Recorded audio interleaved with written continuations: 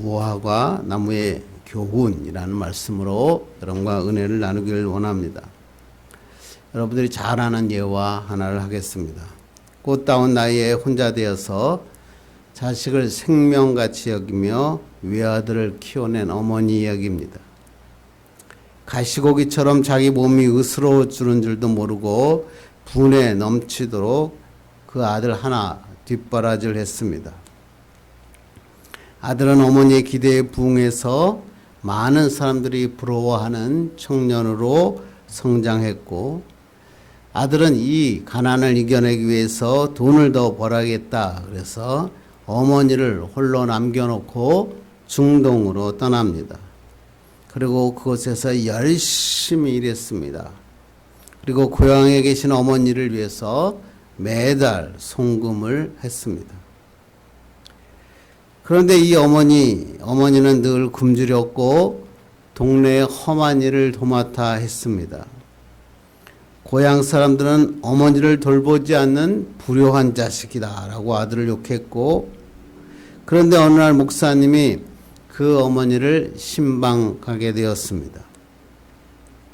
그 어머니는 얼마나 가난하게 살았던지 방에 불도 넣지 못하고 오돌오돌 떨고 있었습니다. 방에 벽지도 없이 신문지, 광고지가 더덕더덕 붙여 있었습니다. 목사님이 그 어머니 손을 붙잡고 간절히 기도해드리고 집을 나오려고 하는데 방을 둘러보니까 벽에 이상한 종이들이 붙어 있었습니다. 그 종이를 가만히 쳐다봤더니 그 종이는 수표였습니다. 그래서 목사님이 어머니에게 물었습니다. 어머니, 이 수표를 왜 여기다가 붙여 놓았습니까? 우리 아들이 매달 편지를 써서 보내는데 편지는 읽을 줄도 모르고 이 종이는 좀 다른 종이보다 더 좋아 보이고 그래서 아까워서 기념으로 붙여 놓았지. 그리고 이 어머니는 아들이 보낸 수표가 단순한 편지로 알았다는 것입니다. 그리고 이 수표를 붙여놓고 아들을 생각하며 항상 그리워했다는 것입니다. 목사님이 깜짝 놀라서 말했습니다. 어머니, 저게 바로 수표라는 거예요. 돈이에요. 저 돈 지금 붙어 있는 거면 아파트도 한 채 살 수 있을 정도예요. 어머니는 깜짝 놀랐습니다. 저 종이 몇 장이 아파트를 살 수 있는 엄청난 돈이라는 것을 그제야 알았기 때문입니다. 결국 목사님의 도움으로 이 어머니는 그 수표로 좋은 아파트를 사서 입주해서 편안한 여정을 보내게 되었다라는 이야기입니다. 아마 누가 만든 얘기겠죠. 이 이야기는 이런 것입니다. 귀한 것에 대한 가치를 모르면 아무리 귀한 것을 가지고 있어도 의미도 없고 그것을 누릴 수 없다라고 하는 것입니다. 우리도 마찬가지입니다. 하나님을 믿는다 이렇게 말하면서 하나님의 능력을 믿지 못하고 있을 때가 많이 있다는 것입니다. 거액의 수표를 벽에다 붙여놓고 판자촌에서 힘들게 살고 있는 것처럼 능력의 하나님을 믿고 하나님 앞에 나와 기도는 하는데 결국은 하나님의 그것을 알지 못해서 항상 불평하고 슬퍼하고 힘들어 사는 그리스도인들이 많이 있다라고 하는 것입니다. 그래서 탈무드에서는 이렇게 얘기합니다. 하나님을 받아들이는 사람은 하나님 앞에서 하나님과 동행하며 하나님의 뜻을 이루는 삶을 살 수 있다. 이를 위해서 꼭 해야 될 것은 뭐냐면 내가 믿는 하나님은 지금도 살아계시고 역사하고 계시다라는 것을 믿어야 한다라고, 그것을 인정하라라고 탈무드는 이야기합니다. 오늘도 하나님께서는 우리에게 이런 말씀을 하십니다. 하나님을 믿으라. 이 말씀은 단 2마디밖에 안 되는데 수많은 사람들에게 참 많은 의미를 주어주고 어마어마한 희망과 기적을 일으킨 말씀입니다. 지치고 낙심될 때 하나님을 믿으라 라는 이 단순한 말씀이 생명이 되고 기적을 일으킨다는 것입니다. 오늘 본문이 바로 그 말씀입니다. 예수님께서 제자들에게, 글쎄 예수님께서 믿음을 가진 제자들에게 이렇게 말씀하시는 겁니다. 하나님을 믿으라. 오늘 본문은 우리가 너무나도 잘 아는 말라버린 무화과나무 이야기입니다. 여러분은 많이 들어보셨겠죠? 이 무화과나무의 교훈은 뭡니까? 오늘 예수님께서는 무화과나무의 교훈을 통해서 하나님은 어떤 분이시고 하나님은 지금도 우리를 위하여 어떤 일을 하시는가를 우리에게 말씀하여 주셨다는 것을 우리가 알 수 있습니다. 한번 12절을 보겠습니다. 시작. 이튿날 그들이 베다니아에서 나왔을 때 예수께서 시장하신지라 멀리서 잎사귀 있는 한 무화과나무를 보시고 혹 그 나무에 무엇이 있을까 하여 가셨더니 가서 보신즉 잎사귀 외에 아무것도 없더라. 이는 무화과의 때가 아니니라. 지난 시간에 예수님께서는 나귀를 타고 예루살렘에 입성하셨습니다. 종료 주일이었죠. 그 다음에 베다니에서 주무셨고 이튿날 제자들과 함께 베다니에서 나오셨는데 배가 고프셨습니다. 시장하셨습니다. 그래서 먹을 것이 있는가 찾으시다가 무화과나무를 보셨습니다. 그리고 그 나무에 무엇이 있을까 하여 가셨더니 잎사귀만 무성하고 아무런 열매가 없었다는 것입니다. 그러면서 뭐라고요? 왜? 이는 무화과 때가 아니었기 때문이다 라고 하는 것입니다. 그런데 그 다음 구절이 놀라운 말씀이죠. 14절 봅니다. 시작. 예수께서 나무에게 말씀하여 이르시되 이제부터 영원토록 사람이 내게서 열매를 따먹지 못하리라 하시니 제자들이 이를 듣더라. 예수님께서 무화과 나무가 열매가 없는 것을 보시고 이제부터 영원토록 너는 열매를 맺지 못할 것이다 라고 무화과 나무를 저주하십니다. 이 말씀을 읽으면서 많은 사람들이 당혹해합니다. 왜냐하면 오늘 성경에 뭐라고 했어요? 무화과가 열매를 맺을 때가 아니어서 열매가 없는데 이를 아시면서 그 예수님께서 무화과 나무를 저주하셨다는 것입니다. 아니 예수님이 어찌 그렇게 불공평하신 분이십니까? 사랑과 자비가 많으신 예수님인 줄 알았는데 이렇게 때가 아니어서 열매가 없는 무화과 나무를 저주하는 예수님을 내가 어떻게 믿을 수 있습니까? 라고 이야기하는 것입니다. 제가 한 얘기를 똑같이 한 사람이 있습니다. 그게 누구냐면 버틀란트 러셀이라고 하는 사람입니다. 노벨 문학상을 받았고 영국의 유명한 철학자입니다. 그는 무신론자이고 그는 책을 나는 왜 기독교인이 아닌가라고 하는 책을 썼습니다. 그런데 이 책에 무화과 오늘 본문에 대한 이야기가 나옵니다. 그는 이 책에서 이렇게 얘기합니다. 열매를 맺지 못한 무화과 나무를 저주하신 예수님의 이야기를 보고 예수님에 대해 인격에 대해서 난 실망했다.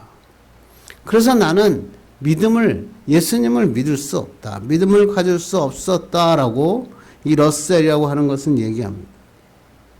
그리고 이렇게 얘기합니다. 이 사건은 예수 그리스도시란 분이 반드시 합리적이고 상식적인 사람이 아닐 수 있다는 것을 보여주는 본문이다. 그래서 기독교 신앙은 선한 신앙이라고 말하기는 어렵다라고 얘기해서 나는 기독교를 믿지 않는다라고 이야기합니다. 뿐만 아니라 여러분이 잘 아는 아프리카의 성인 슈바이처 박사도 지금 예수님께서 십자가를 앞두고 있어서 너무 두렵고 건강한 나머지 어처구니 없는 행동을 했다라고 오늘 본문을 해석하고 있다는 것입니다. 여러분은 여기에 대해서 어떻게 생각하십니까? 이 사람들이 이렇게 이야기한 이유는 뭡니까? 성경에 대해서 무지했기 때문입니다. 그들은 이스라엘의 특이한 기후와 무화과 나무의 특성에 대해서 몰랐기 때문이고, 그 다음에 또 예수님이 왜 이런 기적을 저주를 하시며 말씀하셨는지에 대해서 그 의미를 알려고 하지 않았다는 것입니다. 우리도 성경을 읽다가 이런 오해와 무지에 빠질 때가 있습니다.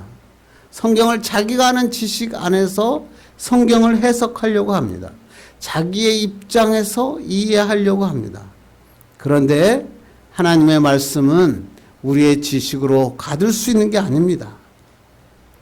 우리는 우리의 지식으로 하나님의 말씀을 해석할 수 있는 게 아닙니다. 하나님의 말씀은 성경을 통해서 예수님은 어떤 분이시고 우리에게 무엇을 깨닫기 위해서 이 기적들을 무화과 나무에 이 이야기를 하셨는지를 알아야 성경을 이해할 수 있다고 하는 것입니다. 그래서 오늘 본문을 통해서 그렇게 하기 위해서는 먼저 무화과 나무에 대해서 먼저 알아야 되고, 무화과 이 나무를 통해서 무엇을 우리에게 말씀하시고자 하는지를 깨달아야 됩니다.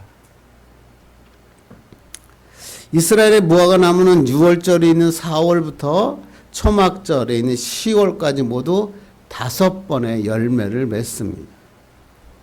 봄인 6월절에 맺는 열매를 갖다가 파게라고 합니다. 그 다음에 이후에 순차적으로 먹는 무화과 나무가 있는데 그거를 무화과 열매가 있는데 그거를 테나라고 얘기합니다. 파게는 뭐냐면 열매는 볼품도 없고 작고 맛도 없습니다. 그래서 이걸 상품으로 팔 수 있는 게 아닙니다. 그럼에도 불구하고 가난한 자들, 나그네와 순례자들은 이들에게 이 파게가 참 귀한 열매였습니다. 왜? 배가 고플 때 무화과 그 시절에 가면 파게라고 하는 나무는 그 열매가 맺혀 있었기 때문에 그렇습니다. 그리고 이 파게를 따줘야지만 10월까지 4번까지 열매가 좋은, 맛이 좋은 테나라고 하는 열매를 맺게 되는. 그런데 지금 예수님께서 무화과 나무를 지날 때가 6월절입니다. 그러니까 6월절에는 파게라고 하는 열매가 맺어야 될 때입니다. 그러나 아직 테나라고 하는 무화과의 본격적인 열매가 열릴 때는 아니었다. 그것을 알 수 있습니다. 그래서 예수님께서 다가가 보니까 무성한 가지와 함께 거기에 파게라는 열매가 있어야 지금 예수님과 제자들이 그 파게를 따먹고 시향기를 메꿀 수 있었는데, 가봤더니 잎사귀는 굉장히 무성했는데 파게라고 하는 열매가 없었다라고 하는 것입니다. 그러니까 이 파게가 없다는 것은 결국 이 나무는 나중에 그 테나라고 하는 그 상품성 있는 열매도 맺을 수 없다는 것을 아셨습니다. 그리고 이 무화과 나무라는 것은 성경에서 종종 이스라엘을 상징합니다. 그러니까 무화과 나무의 무성한 가지는 뭐냐면 이스라엘과 하나님의 백성 사이의 영적인 관계를 말합니다. 분명히 하나님을 믿고 하나님의 복을 받고 있는데 그곳에서 하나님의 형식, 규례, 전통 이런 거는 엄청나게 무성합니다. 뭘 지켜야 되고 무슨 규례를 지켜야 되는 게 무성한데 실제로 열어보니까 그 안에는 아무런 열매가 맺히지 않았다. 그러니까 하나님의 백성이 하나님의 열매를 맺어야 될 시기에 열매가 없었다는 것입니다. 규례만 무성하고 가지만 무성한 이스라엘 백성들에게 이제 그 특권을 박탈하시겠다고 하시는 예수님의 말씀이었다는 것입니다. 그래서 20절, 21절 봅니다. 시작. 그들이 아침에 지나갈 때 무화과 나무가 뿌리째 마른 것을 보고 베드로가 생각이 나서 여짜오되 랍비여 보소서 저주하신 무화과 나무가 말랐나이다. 예수님께서 그렇게 말씀하시고 그 이튿날 또 그 무화과 곁을 지나갈 때 보니까 예수님께서 말씀하신 무화과 나무가 뿌리채 말라버렸어요. 정말 예수님의 능력은 놀랍죠. 바다의 광풍도 말씀 하나면 그냥 잠잠해지고 놀라운 역사가 일어나잖아요. 그런데 오늘 보니까 무화과나무를 저주하니까 무화과나무가 뿌리채 말라 있었습니다. 베드로가 그 장면을 보고 랍비여 보소서, 저주하신 무화과나무가 말랐습니다. 베드로가 충격을 받은 거죠. 뿌리가 말랐다라는 것은 뭐냐면 이 나무는 근본부터 잘못되었다라고 하는 것입니다. 다시 유대인들의 얘기로 들어가면 유대인들은 경건한 척하면서 삶을 살고 있었는데 그들의 뿌리가, 삶의 뿌리가 썩었다는 겁니다. 하나님이 아니었다는 겁니다. 위선적인 종교생활, 세속적인 복만 추구했지 그들에게는 진짜 하나님을 사랑하는 마음이 없었다라고 하는 것입니다. 그래서 그것을 예수님께서 보여주신 것입니다.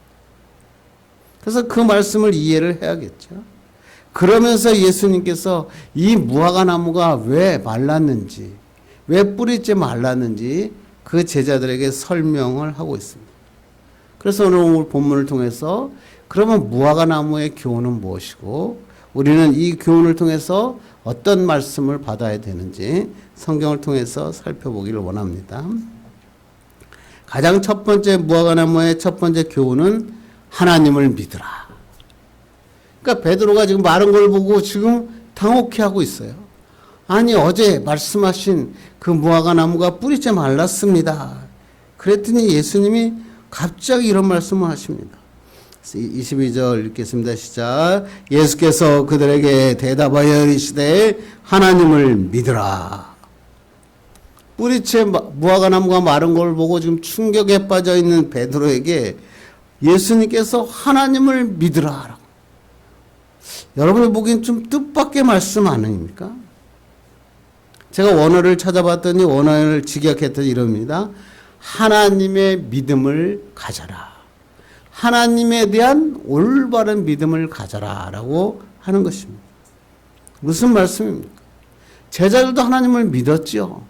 그런데 예수님께서 말씀하시는 것은 너희들이 믿는 하나님에 대한 믿음보다 하나님은 훨씬 크신 분이다. 이렇게 설명하시는 것입니다. 하나님께서는 천지를 창조하셨을 뿐만 아니라 지금도 말씀만 하시면 모든 만물은 그 말씀 앞에 순종하고 그대로 이루어진다. 무화과나무를 보면 알 수 있지 않느냐. 이렇게 말씀하신 겁니다. 그러면서 23절 보겠습니다. 시작. 내가 진실로 너희에게 이르노니 누구든지 이 산더러 바다에 던져지라 하며 그 말하는 것이 이루어질 줄 믿고 마음에 의심하지 아니하면 그대로 되리라. 그러면서 그 하나님에 대해서 믿어라. 그 하나님은 어떤 분이냐라고 설명합니다. 여기서 산이라고 하는 것은 사람의 힘으로는 도저히 움직일 수 없는 것을 산이라. 이스라엘 백성들은 산을 굉장히 중요시 여겼죠. 그런데 이 산은 도저히 사람이 어떻게 움직일 수 있는 게 아닙니다. 그래서 절대 불변의 그 대상으로 할 때 산을 이야기합니다. 그런데 오늘 산이 바다에 던져진다. 무슨 말이죠? 하나님은 불가능함이 없다라고 이야기하는 것입니다. 산을 들어서 바다로 던진다. 이것은 당시 유대인들에게는 도저히 불가능한 일이다라고 하는 그러한 이야기를 사용할 때 사용하는 어구입니다. 그런데 성경은 뭐라고요? 바다에 산이 바다에 던져지는 것도 어떻게만 하면 하나님을 믿기만 하면 다 이루어진다. 하나님 앞에 불가능한 일이 어디 있겠느냐. 하나님은 전지전능하신 하나님이다. 그 하나님을 믿어라. 저는 이 말씀 보면서 너무 감사했어요. 야, 하나님은 놀라우신 분이구나. 하나님을 믿으라 라는 이 단어가 나에게 하시는 말씀이에요. 하나님은 지금 너에게 뭐 불가능한 거 그거 아무것도 아니에요. 지금 상황이면 기대할 것이 아무것도 없죠. 열매 없는 무화과나무 그 자체죠. 예수님의 제자들도 의심할 수밖에 없죠. 그런데 이러한 놀라운 생각의 반전을 일으키신 분이 예수님이십니다. 그리고 하신 말씀이 하나님을 믿으면 불가능한 일이 없어. 산을 던져 바다에 던질 수도 있다. 하나님께서 무슨 말씀하십니까? 우리 마음에 하나님에 대한 조금의 의심도 부정적인 생각도 용서하지 않는다. 이런 말씀입니다. 의심이라는 말은 디아크레네라는 얘기인데 두 가지 사이에서 우왕좌왕한다라는 뜻입니다. 믿음이 없는 것이 아니라 믿음을 가지고 있는데 두 마음을 가지고 사는 사람이 있다는 거예요. 하나님도 믿고 세상도 믿고 따라가면서 우왕좌왕한다. 그러니까 오늘 의심하면 마음에 두 마음을 품으면 아무것도 할 수 없다. 그러나 의심하지 말고 하나님을 믿으면 불가능한 일이 없다. 산을 들어 바다에 던지는 일도 가능하다라고 이야기하고 있다고 하는 것입니다. 그런데 이 말씀을 들은 많은 사람들이 이 말씀만 딱 띄워가지고 많은 여러 가지 생각을 합니다. 산을 들려 바다에 던지리라 라고 하는 기적만을 자꾸만 바랍니다. 그런데 오늘 말씀은 기적을 믿으라 라고 하신 말씀이 아니라 하나님을 믿으라 라고 하신 말씀입니다. 세상에 절대 불가능한 모든 문제를 믿음을 가지고 하나님께 맡기면 하나님이 이루어 주신다. 무화과 나무 마른 거, 뿌리째 마른 거 그 정도 받고 그거 보고 당황해 할 필요가 없다. 하나님은 막대기 하나로 홍해를 가르시기도 하고 하늘에서 만나와 메추라기를 보시기도 하고 반석을 칠 때 샘이 솟게 하셨다. 그 하나님을 믿으라 라고 하신 것입니다. 우리도 마찬가지죠. 불가능한 문제도 우리에게 찾아와요. 나의 미래에 대해서 여러 가지 불확실하고 암흑이 찾아올 수 있다는 거야. 그런데 오늘 말씀은 너의 불가능한 문제를 하나님 앞에만 가지고 나와라. 그러면 하나님이 해결해 주시겠다. 하나님을 나의 주인으로 인정해라. 주님께 나의 우선순위를 두어라. 그러면 하나님께서 너 그 불가능한 모든 일들을 해결해 주시겠다라고 하는 것입니다. 여러분 너무나 잘 알고 있는 마틴 루터가 종교개혁하면서 위험과 박해에 직면하고 그는 탁자의 손가락으로 항상 그때마다 하나님은 살아계시다. 하나님은 살아계시다. 라고 늘 기록하며 읽었다고 합니다. 한 번은 루터가 종교개혁을 포기해야 할 만큼 큰 시련이 닥쳤고 자기 따르던 사람들이 배반합니다. 그리고 정말 점점 자기를 떠나는 사람이 늘어납니다. 교황이 분노합니다. 군대를 통해서 그를 체포하려고 군대를 파견합니다. 이런 상황에서 루터는 초상집의 상주처럼 풀이 죽어 앉아 있었습니다. 그러자 루터의 아내가 저쪽 방에서 통곡하며 울었습니다. 루터가 깜짝 놀라서 쫓아가 보니까 주인이 초상난집처럼 수의를 입고 발을 쭉 뻗고 통곡하고 있는 것입니다. 이에 놀란 루터가 여보 누가 죽었어요? 우리 가족 중에 누가 죽었어요? 라고 물었습니다. 그러자 루터의 아내가 이렇게 합니다. 아니요 아무도 죽지 않았어요. 그러나 모든 것이 끝났어요. 왜냐하면 하나님께서 세상을 뜨셨다고요. 그렇게 말합니다. 그러더니 루터가 깜짝 놀랍니다. 무슨 장난 같은 소리, 말도 안 되는 소리를 하느냐고. 하나님이 세상을 떠나셨다니 그게 말이나 됩니까? 라고 아내에게 묻습니다. 아내가 이렇게 얘기합니다. 나는 당신만 믿고 사는데 당신이 이렇게까지 풀이 죽어 힘이 빠진 것을 본 적이 없습니다. 아마도 당신의 아버지 되시는 하나님께서 세상을 뜨지 않고서는 이렇게 당신이 초상집 상주처럼 행동할 수 있습니까? 당신의 행동을 보니까 하나님이 세상을 뜨신 것이 분명합니다. 이 말을 들은 루터가 그때서야 깨닫습니다. 그래, 하나님은 살아계시다. 하나님은 역사하신다. 그래서 그 자리에서 일어납니다. 그리고 종교개혁을 마무리하는 하나님의 놀라운 일을 마무리하셨습니다. 하나님은 천지를 창조하셨을 뿐만 아니라 지금도 살아계셔서 역사하십니다. 그런데 그리스도인 중에 세상의 일 때문에 힘이 빠져서 슬퍼하는 자들이 있다는 것입니다. 이때 하나님은 살아계시고 하나님은 역사하신다. 하나님을 믿으라 라는 이 말씀을 붙잡고 일어서야 됩니다. 하나님은 결코 돌아가시는 분이 아닙니다. 영원하신 하나님이십니다. 산을 들어 바다에 던지우라 믿으면 그대로 이루어집니다. 그래서 스펄전 목사님이 이러죠. 인간이 하나님 앞에서 할 일은 계산적인 믿음을 갖는 것이 아니라 절대적인 믿음을 갖는 것이다.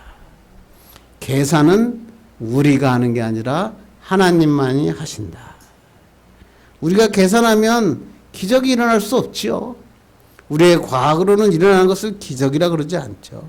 그러나 기적은 계산하는 자가 이루어오는 것이 아니라 믿음을 가진 자에게 주시는 선물이라고 하는 것입니다. 그래서 우리가 불가능한 일이 있어도 정말 움직일 수 없는 산 같은 문제가 내 앞에 닥쳤어도 하나님을 믿으면 이 산들이 바다에 던져집니다. 문제들이 해결합니다. 산을 뛰어넘는 축복의 역사가 일어나는 것입니다.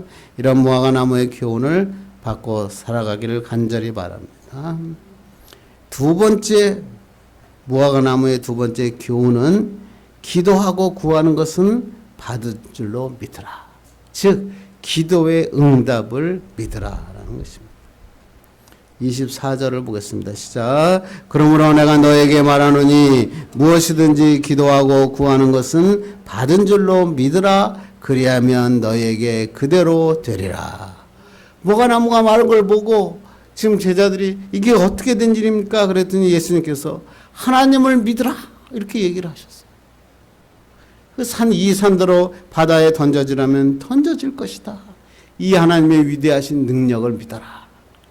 두 번째는 뭐라고요? 내가 하나님 예수님께서 제자 너희들이 기도하면 하나님이 반드시 이루어 주는 것을 믿어라. 기도는 주술 행위가 아닙니다. 기도는 하나님께서 일으켜 주시는 믿음에 대한 반응인 것입니다. 믿음의 기도를 하면 하나님이 능력이 나타나고 삶의 열매를 맺게 하십니다. 그러나 우리가 믿음을 가지고 있을 때도 의심의 먹구름이 몰려올 때가 있습니다. 도저히 앞이 보이지 않을 때가 생길 수도 있습니다. 그런데 기도하면 의심이 사라지기 시작합니다. 그게 놀라운 일이죠. 기도 안 하면 걱정거리가 많아졌는데 기도했더니 그 의심거리가 걱정거리가 점점 사라집니다. 힘이 생깁니다. 의욕이 솟구칩니다. 그때 내 위축된 마음이 풀립니다. 새롭게 일어설 수 있습니다. 여러분 생각해 보세요. 우리가 구하고 기도하는 것이 즉시 이루어지면 우리는 늘 하나님께 기도하고 그냥 감사할 수 있죠. 그런데 현실은 그렇지 않죠. 하나님께서 우리의 기도를 즉시 들어주시기보다는 하나님의 때에 들어주신다. 이게 놀라운 말씀이죠. 이 시간의 간격, 내가 기도하고 간구할 때와 하나님이 그 기도에 응답하실 때 시간의 간격을 메꾸어야 되죠. 이 메꾸는 것이 뭐예요? 믿음이다. 그래서 오늘 예수님께서 뭐라 그래요? 받은 줄로 믿으라. 믿음이 없는 사람은 이걸 못 이깁니다. 하나님 앞에 기도해 놓고는 끊임없이 불평하고 성내입니다.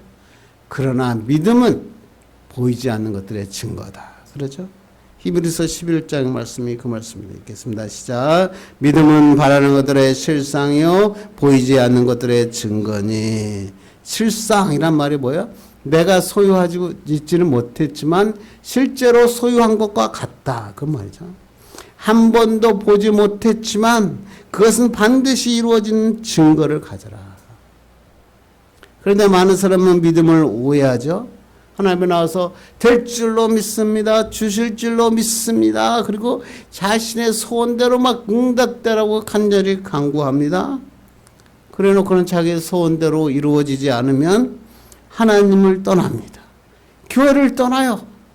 기도하다가. 여러분, 기도응답의 주권은 내가 있는 게 아니라 하나님께 있습니다. 왜냐하면 하나님은 우리를 위해서 더 큰 계획을 가지고 계세요. 우리가 기도하는 것보다 더 큰 계획을 가지고 계시다. 그래서 하나님께서는 하나님의 때에 더 큰 계획의 청사진을 보시고 우리의 기도에 응답해 주시는 것입니다. 그래서 우리는 하나님을 믿는다면 기도해야 되고, 믿음과 기도는 같은 것이다라는 것이죠. 기적은 그냥 일어나는 게 아니라 기도를 통해서 이루어진다라고 하는 것입니다. 이때 우리가 잊지 말아야 될 것은 하나님의 뜻입니다. 기도는 하나님의 뜻 안에서 하나님의 방법으로 하나님의 때에 이루어 주신다. 이것이 바로 오늘 무화과 나무의 교훈을 우리에게 주시는 것입니다. 여러분, 너무나 옛날에 유명했던 글렌 커닝햄이라고 하는 사람은 미국의 위대한 중거리 육상 선수죠. 초등학교 다니는 어느 추운 겨울 아침에 형과 함께 교실에서 난로를 쬐고 있다가 석유통을 엎지릅니다. 그래가지고 난로 불이 바닥에 옮겨 붙고 이 사고로 그의 형은 목숨을 잃고 자신은 온몸에 화상을 입었습니다. 그런데 다리에 화상이 너무나 심해서 다리를 절단해야 된다고, 절단해야만 하게 되었습니다. 그때 이 소년은 이렇게 이야기합니다. 나는 평생을 누워서 살아도 좋으니까 다리만은 자르지 말아 주십시오. 그리고 소리쳤습니다.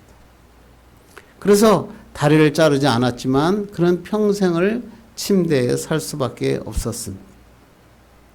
그러나 그는 다시 일어서겠다는 굳은 결심을 하고 일어나면서 하나님 앞에 간절히 기도합니다. 하나님, 나를 걷게 해 주시옵소서. 혼자 걸어 다닐 수 없기 때문에 어머니가 휠체어에 앉아서 그를 정원에 데려가 산책도 시키고 또 휠체어에 앉아서 여러 군데를 다녔습니다. 그런데 하루는 어머니가 휠체어에 그를 입고 정원에 데려다 놓고 다른 일을 보고 있는데 그 어린이가 의자에서 굴러져 떨어집니다. 정원을 팔로 기기 시작했습니다. 어머니가 와서 이렇게 합니다. 얘야, 이렇게 기면 어떻게 하니? 가만히 의자에 앉아 있어라. 그러자 이 소년이 이렇게 합니다. 어머니, 저는 반드시 걸을 것입니다. 누가 뭐라 그래도 저는 두 다리를 가지고 걸을 것입니다. 그리고 하나님께 매일매일 기도합니다. 하나님, 나를 걷게 하여 주옵소서. 매일 마당에 나와서 바닥을 기어다니기 시작했어요. 그리고 그 하나님 앞에 기도하고 노력했는데 언젠가 그가 두 다리로 일어서게 된 것입니다. 그 다음에 또 기도합니다. 하나님, 나는 달리기를 원합니다. 그러자 그는 달리기 시작했습니다. 저 선수들이 뛰는 것처럼 뛰는 내 모습을 바라보고 나는 뛰기를 원합니다. 그래서 그가 뛴다고 하는 것은 보통 사람이 걷는 속도였습니다. 그러나 그는 낙심하지 않고 기도하면서 뛰는 꿈을 꾸고 뛸 수 있다고 고백하며 살았습니다.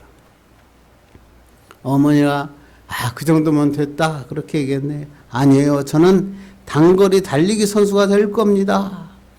그렇게 하나님 앞에 기도했습니다. 그리고 합니다. 그리고 뛰기를 시작했는데 1934년에 글쎄 남자 육상 1500m에 세계 신기록을 세웁니다. 1933년 베를린 올림픽에 미국 대표로 출전해서 은메달을 획득합니다. 온 미국이 떠들썩합니다.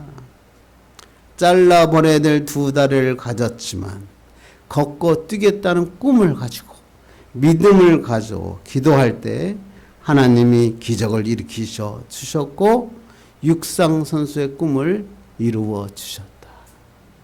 너무나 멋진 간증이죠. 기적이라는 것은 거창한 이름으로 시작하는 게 아닙니다. 일상의 어려움에 믿음으로 기도할 때 기적은 시작되고 있는 것입니다. 불가능한 환경에도 기도해야 됩니다. 하나님은 능히 산도 들어서 바다에 던지고 죽은 자도 살리시는 분이 하나님이십니다. 그러므로 우리가 부르짖어 기도하면 하나님께서 이루어 주십니다. 그래서 오늘 무화과나무를 통해서 오늘 예수님께서는 하나님께 믿고 구하면 받은 줄로 믿으라 이렇게 말씀하고 있는 것입니다. 이제 말씀을 맺으려고 합니다. 제이 필리스 목사님이 쓰신 책 중에 너의 하나님은 너무 작다라고 하는 책이 있습니다. 이 책은 20세기 교회를 움직인 100권의 책 중에 선정된 책이기도 합니다. 이 책이 참 멋지더라고요. 오늘날 그리스도인들의 가장 큰 문제는 문제를 해결할 수 있는 크신 하나님을 발견하지 못하는 것이다. 많은 사람들이 하나님을 안다 그렇게 얘기하는데 하나님을 제대로 아는 사람이 없다는 것입니다. 광활한 하나님, 이 세상에 놀라운 하나님, 놀라운 능력을 가진 그 하나님, 엄청나게 크신 하나님을 발견하지 못하고 있다고 하는 것입니다. 그래서 이 책의 표제어가 이렇습니다. 당신의 하나님은 너무 작지 않습니까? 당신이 생각이 만든 작은 상자에 갇히신 분이 하나님 아니십니까? 혹 하나님은 너무나 완벽주의자여서 작은 실수 하나도 용납하지 못하시는 분은 아니십니까? 당신의 인생의 크기는 당신이 믿고 생각하는 하나님의 크기와 동일합니다. 능력에 한이 없으신 크신 하나님을 믿고 나갈 때 기적이 일어난다고 하는 것입니다. 우리는 하나님을 내가 알고 있는 작은 하나님으로 제한하지 말아야 됩니다. 하나님은 놀라우신 분입니다. 산도 들어서 바다에 던지시는 분입니다. 우리가 기도하면 반드시 응답하십니다. 이것을 믿고 나갈 때 하나님의 역사가 일어나는 것입니다. 그래서 이러한 놀라운 역사를 위해 오늘 예수님은 무화과나무를 통해서 우리에게 보여주신 것입니다. 이러한 믿음을 가지고 승리하는 여러분 되기를 주님의 이름으로 축원합니다. 기도하겠습니다. 하나님 감사합니다. 오늘도 무화과나무